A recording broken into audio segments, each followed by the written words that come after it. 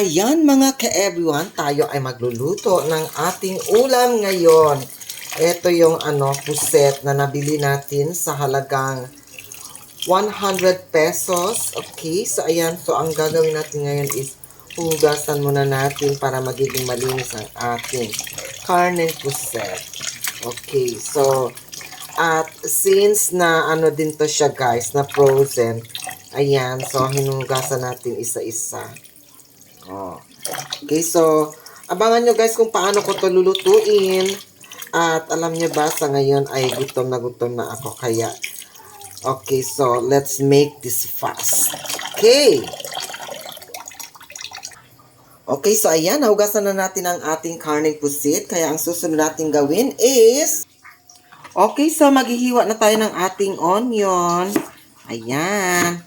So, slice lang natin ng konti ng ating onion. So, mas maraming onion, mas masarap. Okay, so ayan. So, set aside muna natin yan. Tapos, i-crush natin ang ating bawang. Ayan. Okay. So, at ayan. So, meron nga pala tayong dito yung anong tawag dito? Curry powder. Okay, so plus ang ating Ajinomoto. Okay, so pampalasa. So, ayan. So, slice lang natin ng konti ang ating onion. Siyempre, meron din tayong, okay, so ito yung ating lemon sotil. Lagyan natin yan dyan, guys, sa ating lulutuing ulam ngayon. Pangtanggalan sa yan siya, guys. Okay, so, medyo brown ang kulay niya, pero okay pa yan siya. O, tingnan nyo. Okay, so ayan. So, next is ang ating dato puti soy sauce. Okay, so ayan. So, magiging masarap ang ating uulamin ngayon. Siyempre, gagamit din tayo ng ating cooking oil. Okay, so ayan. At ang last na ilalagay natin ang ating black pepper. Okay, so let's go. Magluluto na tayo. Okay, so ayan. Ilagay na natin ang ating kawali. At ayan, buksan na ang ating, oh no. Yes, ayan. So, pagkatapos ng guys is, maglalagay na tayo ng ating cooking oil or yung used oil. Okay, so ayan. So, painitin lang natin ng konti guys ang ating kawali. Ayan.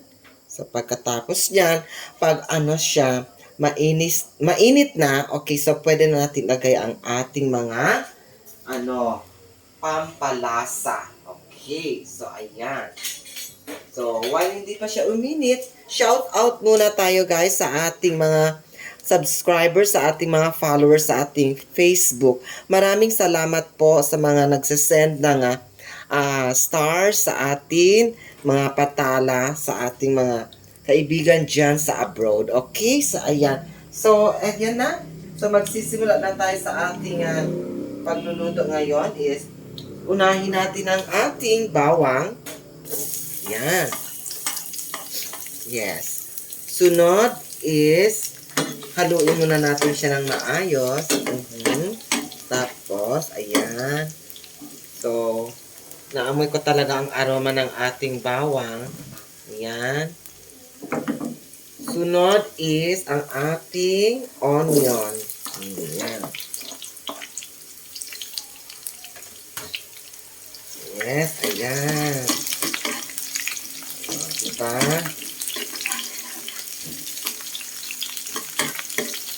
So, ayan guys. So, antay natin pag magkulay brown na yung natin, yung garlic. So, ibig sabihin pwede na guys, ilagay ang iba pang mga ingredients. Okay, so ayan. So, ilagay na natin ang ating karneng puset. Okay, so ayan. So, ayan guys. So, eto niluluto natin ngayon is magiging to siya, watery to siya. Kasi guys, alam nyo, so, yung karneng pusit natin is galing sa pagkaka-frozen. Kaya, i-expect natin na mamaya is dadami ang tubig niyan or dadami ang liquid substance dito sa ating niluluto ngayon. Okay, so ayan guys. So, haluin lang natin ng maayos ang ating niluluto ngayon. Ayan. So, para maano din, anong tawag nito, mailagay din sa surface na kawali ito ang other side ng ating puset. Okay, so next is ilagay na natin ang ating paminta. Ayan. So, yan. Next is squeeze na natin ang ating lemon sutil. Okay, pantanggalan sa. Okay. Ayan. Tapos, ito naman.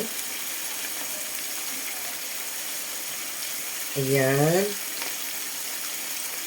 So, next is, lagyan natin siya ng ating seasoning.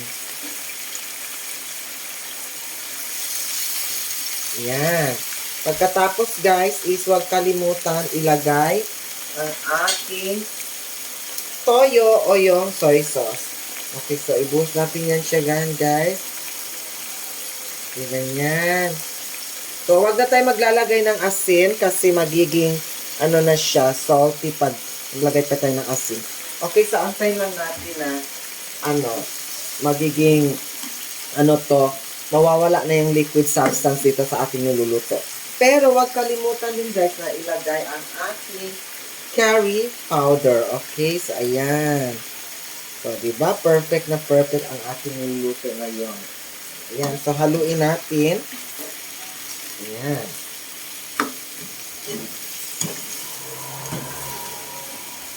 Okay.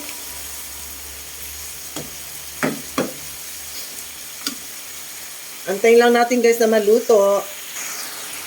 Ayan, mga ka-everyone. So, malapit na maluto ang ating niluluto. Kaya, kayo dyan, i-prepare na ang ating kanin para tayo ay kakain na kasabay ang ating ulam na napakasarap. Kaya, let's go na. Ilalagay na natin yan sa ating plater. Let's go. So, eto na ang ating napakasarap na ulam, ang ating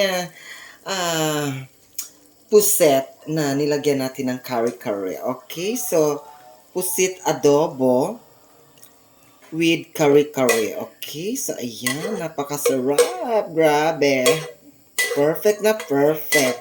Okay, so good for 5 servings ang niluto natin ngayon. At ayan, so bongga na dyan, guys. So pagkatapos nito is tayo ay magmumukbang man ng ating masarap na ulam. Let's go. Ayan na siya. Napakasarap ng ating ulam. Umusok-usok pa. Diba? Perfect talaga yan. Grabe. Super delicious. Kung kayo dyan ay hindi kumakain ng ganitong ulam, then kainin natin to. Introducing ang ating napakasarap na ulam, ang adobong pusit na nilagyan natin ng curry powder. Okay, so ayan na, guys. So napakasarap nito. Very simple lang ang ating pagluluto ngayon. Nilagyan na natin siya ng bawang, sibuyas, curry powder, paminta, tapos lemon sutil, toyo, tapos nilagyan natin siya ng ano pa ba? Seasoning na Ajinomoto. Kaya ayan, so let's go na, guys. Kainin natin to. Ang napakasarap na adobong pusit with curry powder ala Didik O. Mariano. Kaya ayan, guys, let's go. Kakain na tayo. Roderick Mariano po, proud Subano ng Barangay Malayan na palaging nagsasabi, masaya, masagana ang ating buhay pag meron tayong hanap buhay. Kaya let's go, kumain na tayo para pwede na tayo maghanap buhay. Let's go! Tara na mga ka-everyone, tayo ay kakain na dahil tayo ay gutom na. At ayan, ito na yung naluto natin na adobong pusit na nilagyan natin ng curry powder. Kaya let's go, let's eat na kasi ako ay gutom na. At ayan, meron nga pala tayo ditong sambong juice. Kaya iinumin natin yan dahil hindi mas maganda ang ating ang pakiramdam, masama ang ating pakiramdam dahil sa ubo at sipon. Kaya ayan, so iinom tayo ng juice ng sambong. Okay, so let's go, kakain na tayo. So unahin natin ito. Diba? Sarap. Yan. Grabe. Nag-aagaw ang alat. Tapos yung yung juice ng sauce ng ating niluto. Tapos yung meron kang nalalasahan na sipa ng lemon sotil. Tapos yung nandoon yung lasa ng curry powder. Yes.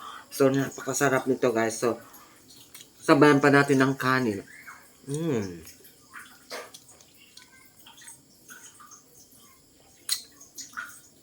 Next, ito. Harap.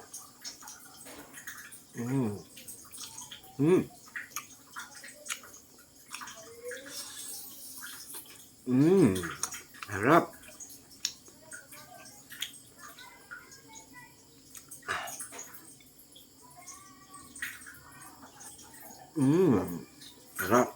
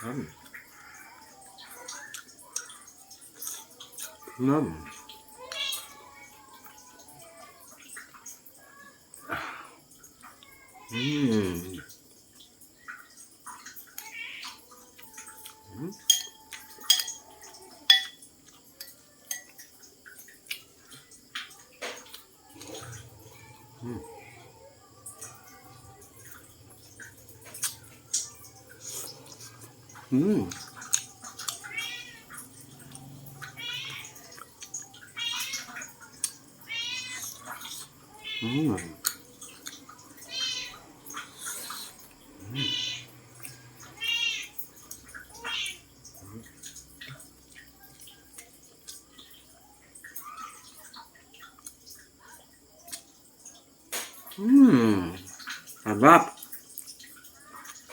Very delicious. Grabe. Ito yata nasa inyong bahay. Napakasimple. Very affordable. Okay, so, ayan. Magluto ng ganito. Masasarapan yung pamilya nyo. Ay, luto nyo kasi napakasarap. Grabe. So, let's eat.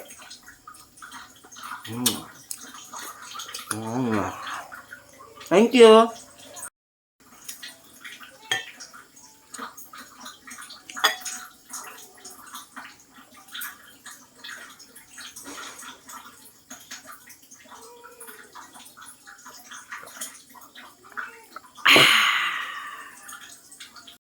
Ayan nga pala, everyone, hindi natin naubos ang ating ulam. Kaya ito yan, guys. So, isa-set aside natin, lagay natin sa ating topper para bukas may baon tayo papuntang school. Kaya, ayan. So, ilagay natin sa ating container. Yan. Okay, so itong ulam natin, kahit 1 week to, hindi to mapapanis. Kaya, ayan. So, perfect ang ating ulam. Thank you so much.